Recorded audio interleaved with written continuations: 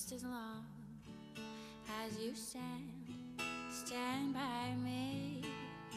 And darling, stand by me. Oh, stand by me.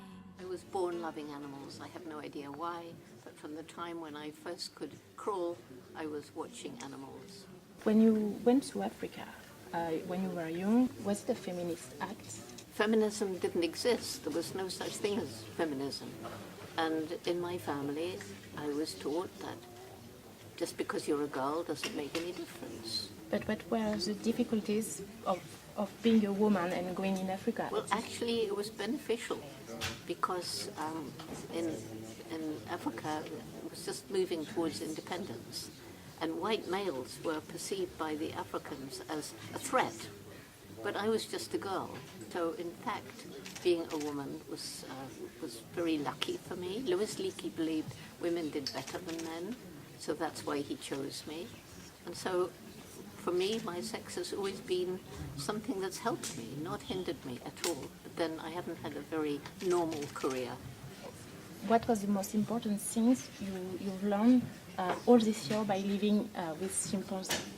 What we have to realize is that we do have the most highly developed intellect of any creature ever walking planet Earth. And ask ourselves, how is it possible that this most intellectual creature is destroying our only home?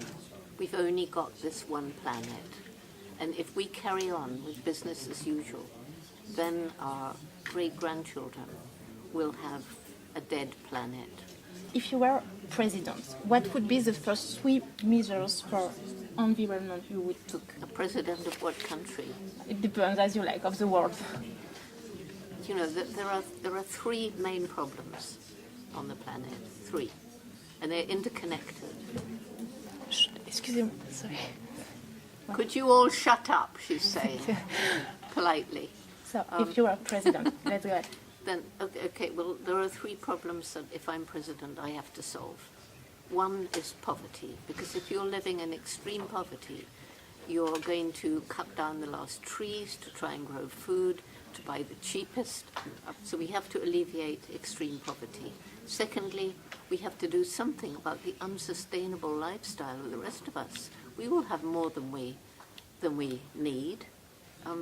Many of us have more than we want, but we've just fallen into this rut of materialism, and it's destroying the planet. I would want to have a council of wise people around me so that each step that we took, we would discuss it without the consideration of making money, but literally for the sake of the future. Isn't that what they're doing? I think that very often corruption rears its ugly head. I think that politicians may go into politics because they have a fine vision for the future, but very quickly they find the might of big corporations, and they find that the public who voted them in because they have the right ethic. But if that ethic means that the politician is going to say, okay, well, we're going to make this cost more, and that means that we can be kinder to the environment, then those very people who elected him are going to say, no, we're not prepared to make this sacrifice. So is the problem money? Problem is money. Materialism. How can we learn to, according to you, to let go money and to be more aware? The reason I'm working so hard with young people is to help young people understand that money isn't everything, and the young people do understand that.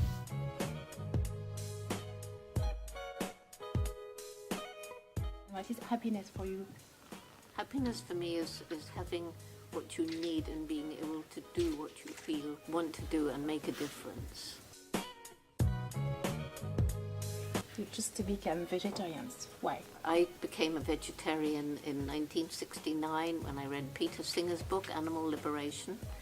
And when I went to Africa, there were no such things as intensive animal farms.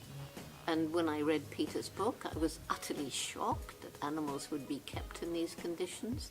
So the next time I looked at a piece of meat on my plate, I said, this symbolizes fear, pain, death. That was it. Not another mouthful of meat did I ever eat. when was the last time you felt like discouraged in your life, and how did you handle it? Well, I very often feel discouraged and despondent. You know, I find that we thought we'd passed a law and we find that it doesn't work anymore. So how do I cope with it? I may get depressed for a few hours or something like that. And then I say, yeah, but what's the point? We've just got to go on fighting.